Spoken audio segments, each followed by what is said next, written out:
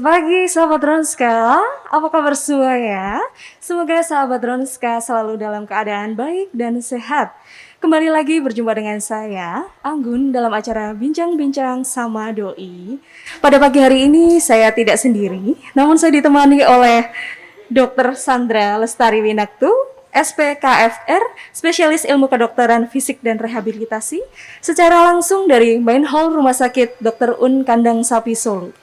Selamat pagi, Dokter Sandra. Apa kabar hari ini? Baik, selamat pagi juga Mbak Anggun dan rekan-rekan semua. Iya, hari ini nampak cerah sekali ya, Dokter ya. Wah, luar biasa sekali. Luar biasa, cerah sekali. Betul. Dokter, sebelum kita memulai acara pada pagi hari ini, mari kita sapa dulu sahabat Drunska yang ada di rumah. Selamat pagi sahabat Drunska, selamat bergabung dalam acara kami. Di sini sahabat, kita akan berbincang tentang perhatian bagi disabilitas di masa pandemi. Tentunya materi ini dalam rangka Hari Penyandang Disabilitas Internasional yang jatuh pada tanggal 3 Desember 2020, beberapa hari yang lalu. Dan jangan lupa bagi para penonton, para sahabat Drunska yang beruntung akan mendapatkan voucher konsultasi dengan Dr. Sandra bagi satu orang pemenang yang beruntung. Baik, tidak perlu berlama-lama lagi dokter. Sepertinya ini sudah sangat siap ya dok ya untuk menginformasikan tentang Hari Disabilitas ya dokter ya. Iya. Ya, di sini nanti sahabat Dronska kita akan berbincang tentang materi Not All Disabilities Are Visible. Building Back Better Towards an Inclusive, Accessible, and Sustainable Post-COVID-19 Work by, for, and with Person with Disability. Kami persilakan untuk Dr. Sandra untuk menyampaikan informasi kepada sahabat Dronska yang ada di rumah. Ya, terima kasih Anggun. Pagi ini kita akan membahas tentang peringatan Hari Disabilitas Internasional yang dicanangkan oleh WHO sejak tahun 1992. Untuk tahun ini temanya adalah tidak semua disabilitas terlihat. Apa sih artinya?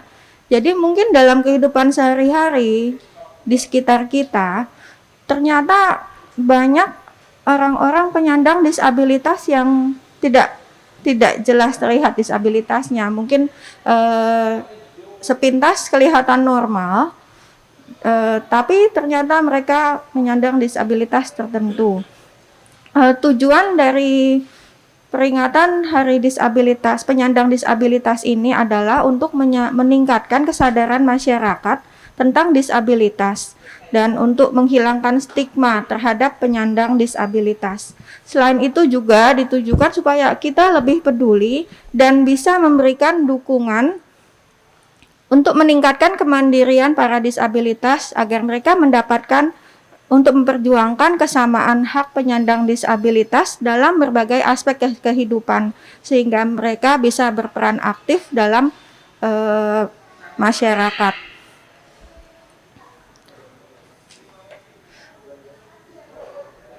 Untuk penyandang disabilitas ini sendiri, berdasarkan data dari WHO, itu meliputi, angkanya cukup besar, meliputi 15% dari populasi dunia adalah penyandang disabilitas dari derajat yang ringan sampai berat, dari yang terlihat jelas sampai yang tidak terlihat. Kemudian untuk di Indonesia sendiri berdasarkan data dari Survei Ekonomi Nasional tahun 2018, angkanya tidak berbeda jauh dengan angka dari WHO sekitar 14,2%, dan 2/3 dari jumlah ini tidak mencari bantuan atau mendapatkan kesulitan untuk mengakses bantuan profesional karena berbagai kondisi, baik karena stigma yang biasanya terbentuk di masyarakat terhadap penyandang disabilitas, kemudian mereka juga bisa mengalami diskriminasi atau penelantaran. Pengertian dari disabilitas, penyandang disabilitas adalah setiap orang yang mengalami keterbatasan fisik, intelektual, mental, dan atau sensorik dalam jangka waktu lama yang dalam berinteraksi dengan lingkungannya dapat mengalami hambatan dan kesulitan untuk berpartisipasi secara penuh dan efektif dengan warga negara lainnya berdasarkan kesamaan hak. Jadi mengenai penyandang disabilitas ini sendiri, negara telah berupaya untuk menjamin kesamaan hak melalui undang-undangnya, Undang-Undang Nomor 8 Tahun 2016. Disabilitas ini beragam. Yang pertama ada disabilitas fisik, disabilitas intelektual, disabilitas mental, sensorik, dan disabilitas multi atau ganda. Jadi yang terlihat dalam kehidupan sehari-hari yang jelas nampak mungkin adalah disabilitas fisik. Jadi dari penampilan fisiknya saja kita bisa melihat, oh ini adalah penyandang disabilitas karena memang terlihat dari luar. Jadi yang termasuk di penyandang disabilitas fisik adalah terganggunya fungsi gerak, antara lain seperti kehilangan bagian anggota tubuh atau gangguan gerak karena kelumpuhan atau karena kekakuan atau spastisitas atau paraplegi atau para penyandang cerebral palsy atau akibat stroke dan lain-lain. Sedangkan untuk disabilitas intelektual adalah terganggunya fungsi pikir karena tingkat kecerdasan yang di bawah rata-rata, antara lain anak-anak yang kesulitan belajar, baik kesulitan belajar spesifik maupun tidak spesifik, kemudian lambat belajar atau slow learner, disabilitas grahita, dan pada sekitar 80% dari penderita Down syndrome itu juga mengalami disabilitas intelektual. Yang berikut adalah disabilitas mental. Itu adalah terganggunya fungsi pikir, emosi, dan perilaku. Terbagi dua. Yang pertama gangguan psikososial, diantaranya skizofrenia, bipolar, depresi, ansietas, dan gangguan kepribadian. Dan yang satunya adalah disabilitas perkembangan yang berpengaruh pada kemampuan intelektual interaksi sosial. Jadi misalnya adalah anak-anak dengan autistic spektrum dan hiperaktivitas. Sedangkan penyandang disabilitas sensorik adalah terganggunya salah satu fungsi atau lebih dari panca indera, antara lain disabilitas netra, disabilitas rungu, dan disabilitas wicara. Dan untuk disabilitas ganda, anak dengan disabilitas ganda memiliki gangguan pada satu atau lebih dari disabilitas yang lainnya. Untuk pengertian disabilitas ini sendiri dalam masyarakat seringkali terjadi miskonsepsi atau cara pandang yang agak keliru, yang kebanyakan berpendapat bahwa disabilitas ini merupakan penyakit bawaan atau kongenital. Ya, sebenarnya disabilitas tidak hanya disebabkan oleh penyakit-penyakit bawaan atau penyakit kongenital, tapi juga dapat berhubungan dengan intelektual dan ketidakmampuan belajar. Selain itu juga disabilitas dapat timbul akibat penyakit yang berat. Jadi misalnya setelah terkena stroke atau pada pasien-pasien kanker, pasien-pasien diabetes, kemudian pasien dengan pasca cedera atau trauma, atau penyakit-penyakit infeksi yang lain termasuk HIV dan COVID-19. Jadi sebenarnya angka disabilitas ini sendiri tidak hanya pada orang-orang yang terlihat jelas, tapi akibat penyakit-penyakit kronis dan penyakit berat juga pada akhirnya bisa menyebabkan disabilitas, sehingga tentunya di sekitar kita ini kita akan banyak menemui penyandang disabilitas.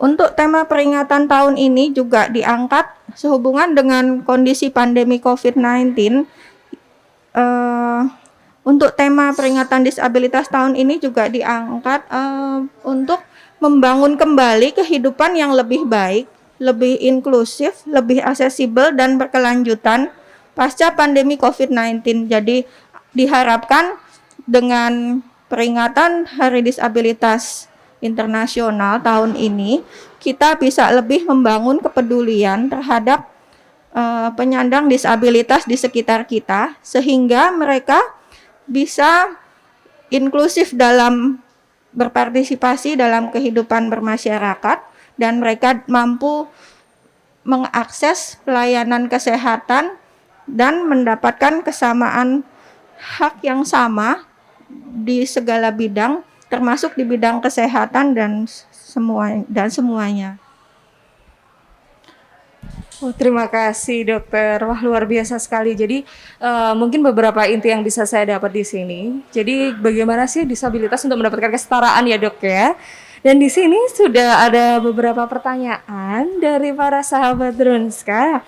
Mungkin dokter Sandra bisa membantu memberikan informasi. Pertanyaan pertama, apakah kelompok disabilitas, khususnya anak-anak, memiliki risiko tinggi dalam penularan COVID-19? Iya, COVID-19 bisa mengenai siapa saja, bisa mengenai semua kelompok umur dan termasuk anak dan orang tua. Nah, kelompok umur yang paling berisiko adalah kelompok usia lanjut lebih dari 60 tahun atau 65 tahun dan orang-orang yang memiliki latar belakang penyakit penyerta. Anak dengan disabilitas ini sendiri memiliki risiko terkena untuk penyakit COVID-19 sehubungan dengan kondisi medis yang menyertainya. Jadi, pada anak-anak dengan disabilitas seringkali tidak hanya disabilitasnya itu sendiri, tapi juga mereka mengalami kondisi medis yang menyertai. Jadi misalnya pada anak-anak Down syndrome, mereka selain gangguan gerak, gangguan pikir, gangguan komunikasi, seringkali juga mengalami kelainan bawaan lainnya seperti gangguan jantung dan lain-lain. Jadi resiko untuk pada anak disabilitas itu lebih berhubungan dengan kondisi medis yang menyertainya. Baik dokter, terima kasih. Berarti untuk anak-anak tergantung disabilitas apa yang menyertainya ya dokter ya. Oke, baik. Ini jawabannya luar biasa sekali. Jadi bagi sahabat Drunska yang mungkin memiliki putra-putri atau mungkin ada keluarga atau kerabat yang memang menjadi penyandang disabilitas, mungkin informasi ini sangat bermanfaat terlebih di masa pandemi seperti ini. Untuk pertanyaan kedua, dokter, bagaimana mencegah atau menurunkan risiko tersebut, khususnya untuk anak-anak penyandang disabilitas?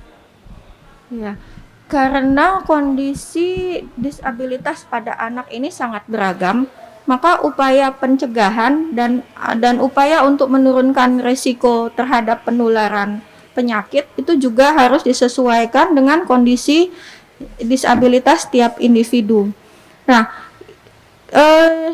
anak harus yang pertama, agar pencegahan itu bisa efektif, anak dan keluarga harus mendapat informasi yang tepat mengenai COVID-19 ini sendiri, bagaimana cara penularannya dan bagaimana cara pencegahannya, sehingga mereka dapat terlibat aktif dalam pencegahan penularan penyakit. Nah, kendalanya pada anak-anak dengan disabilitas adalah seringkali mereka kesulitan menerima informasi pada anak-anak mengenai infeksi virus corona, sehingga mereka tidak dapat memahami secara utuh cara pencegahannya. Selain itu, anak juga dapat salah dalam pengertian, dalam mengartikan sesuatu, dan sering membuat generasi berlebihan dan percaya pada informasi yang salah, sehingga mereka perlu mendapatkan pengertian yang benar dari sumber yang benar juga. Nah, pada anak disabilitas, cara untuk menjelaskan mengenai virus corona itu perlu disesuaikan dengan kondisi masing-masing. Jadi misalnya pada anak dengan gangguan penglihatan, mereka tidak dapat menyerap informasi yang diberikan secara visual. Jadi informasi untuk anak-anak seperti itu akan lebih efektif jika diberikan melalui audio, jadi dengan suara. Kemudian sebaliknya untuk anak-anak dengan gangguan pendengaran mungkin secara visual akan lebih efektif bagi mereka. Atau untuk anak-anak dengan gangguan belajar, dengan gangguan atensi, dengan gangguan intelektual, maka bantuan gambar-gambar sederhana atau disampaikan dengan bahasa yang sederhana dan dipraktekkan sehari-hari bersama dengan anggota keluarga itu juga akan lebih efektif bagi mereka. Selain itu, untuk mencegah menurunkan resiko, berarti mereka juga harus mengurangi kemungkinan paparan terhadap virus. Jadi mungkin diam di rumah itu adalah yang terbaik, tapi di lingkungan rumah yang sehat dan aman untuk mereka. Baik dokter, berarti untuk pertanyaan dari sahabat Drunskani tadi, salah satu intinya yang mungkin bisa saya sampaikan, kita harus lihat dulu ya dok ya, berarti untuk jenis disabilitasnya seperti apa, apabila memang memiliki keterbatasan mungkin dalam visual, maka kita memberikan informasi dengan menggunakan audio begitu. Dan kemudian kita sebagai orang tua, ada beberapa pertanyaan lagi nih dokter, tentang seberapa penting peran keluarga dan orang tua dalam pendampingan kelompok disabilitas dalam mencegah penularan COVID. Mungkin secara garis besarnya mungkin panduan mungkin kali ya dok, panduan orang tua dengan anak disabilitas dalam pandemi itu mungkin seperti apa begitu? Iya, orang tua sebagai orang yang paling dekat dengan anak dengan disabilitas dan orang yang selalu berada di samping anak itu berperan sangat penting dalam mendampingi anak-anak dengan disabilitas dan dalam usaha pencegahan penularan COVID-19.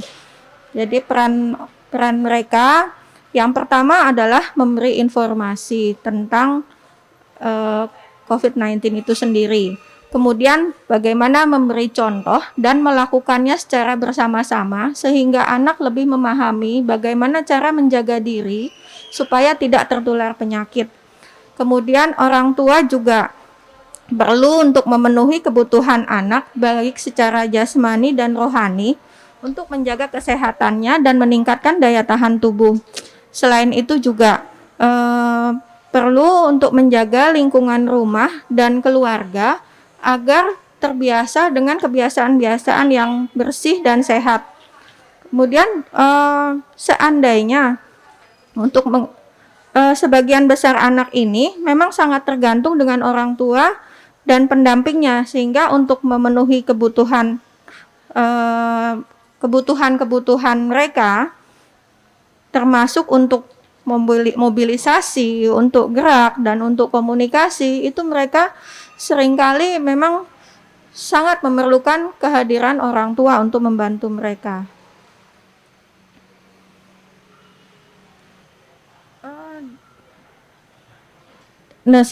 Untuk panduan orang tua dengan anak disabilitas dalam pandemi COVID-19 dari Perkumpulan Spesialis Kedokteran Fisik dan Rehabilitasi, khususnya Keseminatan Rehabilitasi Medis Anak, di sini anak dengan disabilitas merupakan anak yang mengalami hambatan fisik dan atau mental sehingga mengganggu pertumbuhan pada umumnya.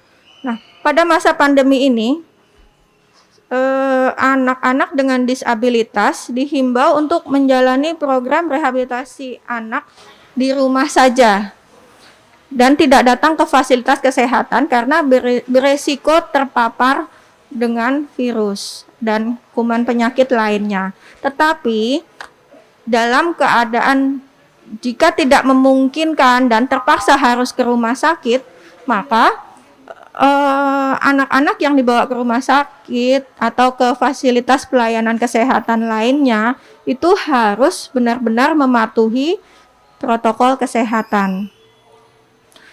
Upaya-upaya apa yang bisa dilakukan orang tua di rumah? Jadi selama masa pandemi ini kan anak-anak memang disarankan untuk tidak diajak bepergian dan sebaiknya di rumah saja.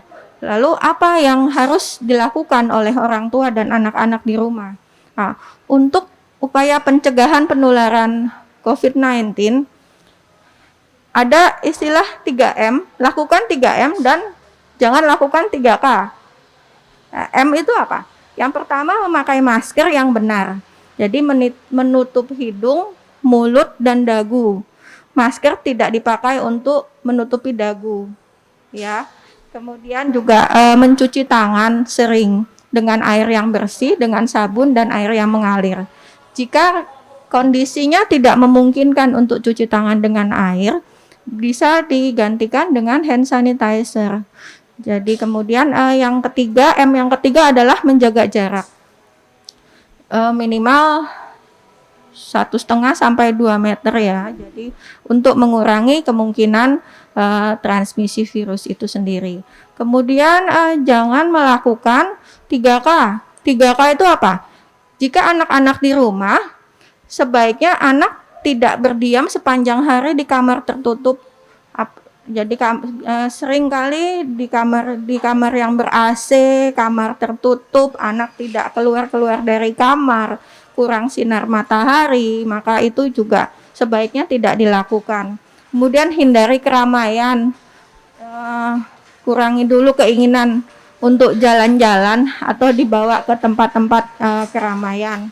Selain itu juga harus menghindari kontak erat terhadap orang dewasa lainnya, ya, orang yang sedang sakit. Kemudian yang kedua, lakukan pola hidup sehat dan gizi yang seimbang. Dalam hal ini pola hidup bersih dan sehat ya. Jadi yang dimaksud dengan gizi seimbang itu tentunya makanan yang komplit, makanan 4 sehat 5 sempurna yang mengandung makronutrien dan mikronutrien. Kemudian juga dianjurkan melakukan olahraga atau aktivitas fisik, lebih baik lagi jika bisa dilakukan di luar rumah dan terpapar sinar matahari. Minimal setengah jam saja sehari itu sudah cukup sebenarnya, asal dilakukan dengan rutin. Kemudian untuk istirahat atau tidur itu 6 sampai 8 jam sehari. Kemudian mengelola stres, karena stres itu dapat menurunkan imun tubuh. Dan tidak hanya orang dewasa yang stres, jika di rumah saja, anak-anak pun juga bisa terkena stres. Nah, untuk itu orang-orang dewasa, terutama dengan anak-anak disabilitas, itu harus bisa memahami kondisi anak. Kemudian jaga kebersihan rumah dan kamar mandi atau WC. Mandi 2 kali sehari atau setiap kali bepergian juga kita harus membersihkan badan sebelum masuk ke kamar atau bermain dengan anak. Jadi kalau dari luar sebelum kontak dengan anak kita harus mengganti pakaian yang sebelumnya kita pakai dari bepergian. Untuk orang tua, gunakan waktu senggang untuk kegiatan yang bermanfaat. Jadi untuk orang-orang tua yang masih bekerja di luar, setelah pulang ke rumah dan setelah membersihkan diri, kemudian bertemu dengan anak,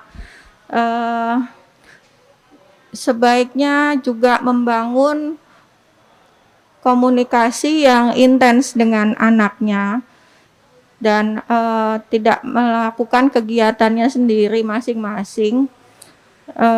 Orang misalnya dengan membantu anak mengerjakan tugas sekolah, karena beberapa anak walaupun dengan disabilitas mereka ada juga yang tetap bersekolah, dan saat ini karena belum memungkinkan untuk pembelajaran di sekolah, maka mereka melakukannya secara daring di rumah. Nah, orang tua bisa mengambil peran aktif untuk membantu mengerjakan tugas sekolah dalam batas sebagai membimbing ya, jadi tidak mengerjakan tugas anak. Kemudian pada saat menonton TV itu juga sebaiknya anak didampingi, jadi tidak dibiarkan saja anak menonton. Dan sebenarnya untuk menonton TV dan gadget ini sendiri juga sebaiknya dibatasi untuk anak-anak. Dan kalaupun menonton TV atau gadget dibatasi maksimal 1 jam saja sehari pada anak-anak di usia di atas 5 tahun dan dengan pendampingan orang tua. Kemudian olahraga dan aktivitas fisik bersama anak, terutama di luar rumah. Kemudian bersama anak bisa bermain bersama, bisa membuat prakarya sederhana, atau bisa menggambar, itu sambil berinteraksi dan memberikan stimulasi untuk anak-anak dengan disabilitas. Kemudian kebiasaan untuk membaca buku, mendengarkan anak bercerita, itu bisa membantu untuk melatih komunikasi, kemudian untuk latihan berbahasa, dan untuk membantu anak juga untuk agar merasa lebih dekat dengan orang tua, untuk kedekatan emosi dengan orang tua. Selain itu juga anak-anak dengan orang tua dan anak-anak disabilitas bisa memanfaatkan waktunya untuk melakukan AKS, jadi latihan mengerjakan aktivitas kehidupan sehari-hari, terutama untuk perawatan diri, sehingga anak nantinya diharapkan bisa mandiri untuk perawatan dirinya sendiri dan tidak tergantung orang tua untuk melakukannya. Atau bisa juga anak diajak untuk membantu melakukan kegiatan domestik sederhana, jadi kegiatan aktivitas rumah, misalnya membantu membersihkan atau menyapu atau membereskan tempat tidur sesuai dengan kondisi disabilitas anak. Nah, sehubungan dengan pembelajaran dari rumah, mungkin anak-anak akan banyak bekerja dengan alat komputer atau gadget. Nah, posisi anak pada waktu belajar di rumah itu juga harus diperhatikan. Jadi, posisi duduk atau jika anak harus mengerjakannya sambil berbaring di tempat tidur, itu harus memperhatikan posisi dan postur. Nah, jadi pada saat orang tua berada di rumah, manfaatkan waktu tersebut untuk sebanyak mungkin berinteraksi dengan anak, atau bisa juga pada saat makan malam bisa saling bercerita, dan bantu juga anak untuk melakukan latihan-latihan ringan. Jadi pada anak-anak yang mungkin ada gangguan gerak dan tidak bisa melakukan apa-apa, orang tua bisa melakukan latihan-latihan peregangan otot atau melakukan aktivitas sehari-hari sesuai kemampuan anak dan aktivitas fisik lainnya.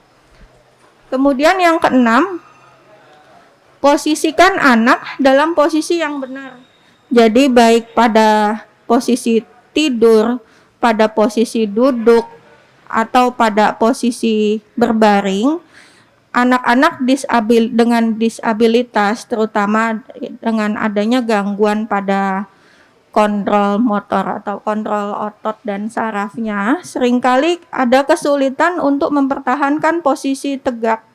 Nah, untuk anak-anak yang seperti itu, perlu diperhatikan postur yang benar untuk mencegah komplikasi lainnya akibat pemendekan otot atau kekakuan. Jadi posisi-posisi seperti ini bisa dilakukan untuk anak-anak dengan kondisi disabilitas tertentu. Ini juga pada posisi berdiri bisa membantu diposisikan seperti ini, sehingga anak bisa tetap beraktivitas dengan postur yang baik. Kemudian anak dengan disabilitas diminta untuk tetap aktif sesuai dengan kemampuannya agar tubuh tetap bugar dan untuk mencegah penyakit. jika ada gejala-gejala anak sakit seperti demam, batuk, sesak, atau anak kejang, atau ada penurunan kesadaran, harus segera meminta bantuan tenaga medis. Dan untuk mengurangi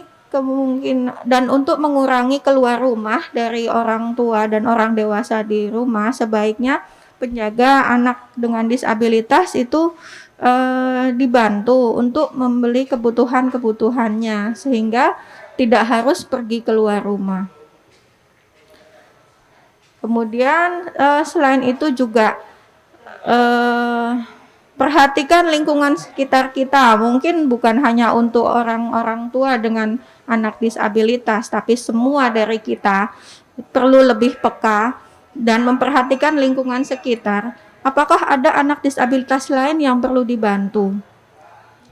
Dan yang terakhir adalah dukungan antar orang tua penyandang disabilitas. Jadi mungkin orang-orang tua ini bisa bergabung dalam kelompok share atau support group, sehingga di situ mereka bisa berbagi informasi, bisa saling menguatkan, dan itu akan lebih bisa mengurangi beban yang dirasakan. Baik dokter, berarti panduannya sudah sangat lengkap ya sahabat Drunska ya. Jadi mulai dari bagaimana sih pencegahannya. Jadi yang perlu kita ingat selalu 3M ya. Jadi pakai masker, mencuci tangan, dan menjaga jarak. Jangan lakukan 3K dengan berada di kamar yang tertutup atau berada di kamar keramaian, dan jangan melakukan kontak erat dengan orang-orang yang sedang sakit ya dokter ya. Di sini juga dijelaskan pula oleh dokter Sandra bahwa dukungan dari orang tua, kelompok juga sangat penting. Dan yang perlu dilihat juga dalam upaya di masa pandemi ini, kita harus juga melihat gimana sih disabilitas apa yang ada pada pasien atau pada keluarga kita, sehingga kita dapat menerapkan panduan-panduan yang tepat ya dokter ya. Di sini masih ada 2 lagi pertanyaan dokter dari sahabat Drunska. Sebetulnya sudah terangkum dalam panduan yang disampaikan oleh dokter Sandra. Namun mungkin pertanyaan ini sedikit bisa menjawab beberapa keraguan untuk sahabat Drunska yang mungkin memiliki anak penyandang disabilitas yang mungkin mereka melakukan terapi secara rutin ya dok. Di masa pandemi ini mungkin mereka sedikit khawatir apakah mungkin bisa peran orang tua ini mengganti proses terapi mereka, begitu dokter? Jawabannya iya, pasti iya. Jadi memang orang tua adalah yang paling berperan dalam pendampingan dan dalam penata laksanaan anak-anak dengan penyandang disabilitas, karena orang yang terdekat dan paling banyak menghabiskan waktunya dengan anak-anak tersebut adalah orang tua dan keluarga di rumah. Jadi dalam keadaan anak-anak tidak bisa mendatangi pelayanan kesehatan karena dalam kondisi seperti ini, dan maka peran orang tua lebih penting lagi dan lebih diperlukan lagi untuk melakukan latihan-latihan rutin yang biasanya mungkin bisa dilakukan di tempat di pelayanan kesehatan. Bahkan seandainya dalam keadaan biasa pun, walaupun anak sudah melakukan terapi di rumah sakit atau di klinik-klinik pelayanan kesehatan, di rumah orang tua tetap harus melakukan latihan-latihan rutin terhadap anak, karena latihan rutin di lingkungan rumah itu akan lebih efektif daripada di rumah sakit atau di klinik yang hanya 1-2 jam, maksimal 1 jam saja. Jadi tidak cukup hanya melatih anak pada saat di rumah sakit atau di klinik terapi saja. Tidak ada gunanya terapi ke rumah sakit kalau di rumah tidak dilakukan apa-apa oleh orang tua. Jadi selain di rumah sakit, orang tua juga harus tetap melatih sendiri anaknya di rumah, dan mungkin melakukan cara-cara seperti tadi yang sudah dijelaskan tentang positioning dan memperhatikan hal-hal yang lainnya. Baik dokter, jadi eh, Bapak Ibu sahabat Dronska, jadi memang penting sekali untuk melakukan terapi orang tua sendiri ya dokter ya, karena orang tualah yang paling mengerti bagaimana anak-anak kita ya dokter. Dan dokter, ini pertanyaan terakhir dokter. Bagaimana cara meningkatkan imunitas bagi penyandang disabilitas secara umum dokter? Untuk meningkatkan imunitas penyandang pada disabilitas. penyandang disabilitas. Secara umum sebetulnya sama dengan cara melakukan perilaku hidup bersih dan sehat. Jadi gizi yang seimbang. Mungkin pada anak-anak dengan disabilitas ada kesulitan makan, kesulitan menelan, maka cara untuk pemenuhan asupan gizinya itu harus diperhatikan, dan anak-anak tertentu mungkin memerlukan terapi khusus untuk memenuhi kebutuhan gizi atau untuk pada waktu makan atau minum. Kemudian lakukan olahraga, istirahat yang cukup pada anak, dan juga menempatkan anak pada posisi istirahat yang tepat. Karena pada saat istirahat atau pada saat tidur, jika posisi anak-anak yang mengalami gangguan gerak dan mereka tidak memposisikan dirinya sendiri, itu sangat menderita dan berpotensi menimbulkan pemendekan otot atau kekakuan sendi atau bahkan luka-luka karena anak tidak dirubah posisinya sehingga tertekan di satu titik tertentu. Kemudian juga menjaga kebersihan, makan yang cukup, vitamin-vitamin, dan hindari kontak dengan orang yang habis bepergian dari luar. Kemudian juga tetap protokol kesehatan itu harus dijalankan baik di luar rumah maupun di rumah. Jadi seperti yang tadi sudah dijelaskan, 3M dan 3K itu juga bisa dilakukan, perlu dilakukan untuk menjaga imunitas pada anak-anak. Baik dokter Sandra, ini sangat lengkap sekali. Jadi nanti untuk sahabat Dronska yang mungkin masih memiliki pertanyaan-pertanyaan ya dokter ya, tentang perhatian atau mungkin ingin berkonsultasi tentang keluarga, kerabat atau mungkin anak penyandang disabilitas, sahabat Dronska bisa langsung berkonsultasi dengan dokter Sandra. Jadi sahabat Dronska tidak perlu khawatir karena Dronska tetap aman karena rumah sakit kami sudah dipisahkan antara jalur pasien dan jalur pengunjung sejak tahun 2017. Dan jangan khawatir, rumah sakit sudah melakukan protokol kesehatan mulai dari screening, suhu tubuh, kemudian kami menyediakan wastafel di setiap pintu masuk, sehingga kami harapkan untuk sahabat Dronska yang akan berkunjung ke rumah sakit bisa cuci tangan terlebih dahulu, dan kemudian screening suhu tubuh, dan wajib menggunakan masker. Nah, di depan kita ini sudah ada jus ya dokter ya, nampak segar sekali. Iya, nanti dokter boleh menikmati setelah acara ini, bisa boleh dibuka atau saat ini juga boleh. Nanti monggo kerso yang mana yang begitu. Nah, teman-teman, di sini saya mau menginformasikan tentang Cafe Diet. Cafe Diet di sini menyediakan jus segar dari buah-buahan segar. Selain itu juga menyediakan catering sehat. Jadi rekan-rekan sekalian bisa untuk menyediakan catering Cafe Diet mulai dari menu rendah lemak, garam sampai dengan diet khusus, dan juga ada kue kering rendah kalori. Jadi tidak perlu khawatir, selama pandemi ini sahabat Dronska akan tetap sehat dan juga pastinya ada delivery order begitu. Dan tidak terasa ya dokter ya, kita sudah berjalan 35 menit bersama Dokter Sandra di sini berbincang-bincang, dan pastinya rekan-rekan sahabat Dronska tetap stay tune di Instagram kita karena untuk pemenang konsultasi dengan Dokter Sandra akan kami umumkan saat pengunggahan bincang-bincang ini ke Instagram televisi begitu dokter. Dokter, kami mengucapkan banyak terima kasih atas informasi yang disampaikan pada pagi hari ini. Kami ada sedikit kenang-kenangan untuk Dokter Sandra. Di sini ada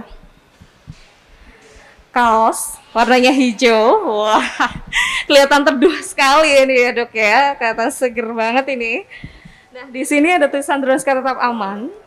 Ini untuk Dokter Sandra. Kami berharap kaos ini bisa mewakili bahwa Dronska tetap aman, rekan-rekan. Jadi tidak perlu khawatir untuk datang dan melakukan pelayanan atau jika ingin menanyakan layanan kesehatan dan jika membutuhkan informasi lebih lengkap, rekan-rekan bisa menanyakan langsung ke layanan pelanggan di nomor 081 55 33 00 333. Dan apabila ada pertanyaan lain yang belum terjawab, rekan-rekan bisa mengikuti program kami Tanya Dronska yang bisa tinggalkan pertanyaan kalian di kolom komentar di media sosial kami, baik di Facebook, Instagram, maupun YouTube. Jadi untuk rekan-rekan sekalian, mungkin ini waktunya kita berpisah dan jangan lupa untuk tetap jaga kesehatan, tetap patuhi protokol kesehatan dan ingat, Dronska tetap aman. Terima kasih Dokter Sandra atas informasinya pada siang hari ini. Sampai jumpa minggu depan.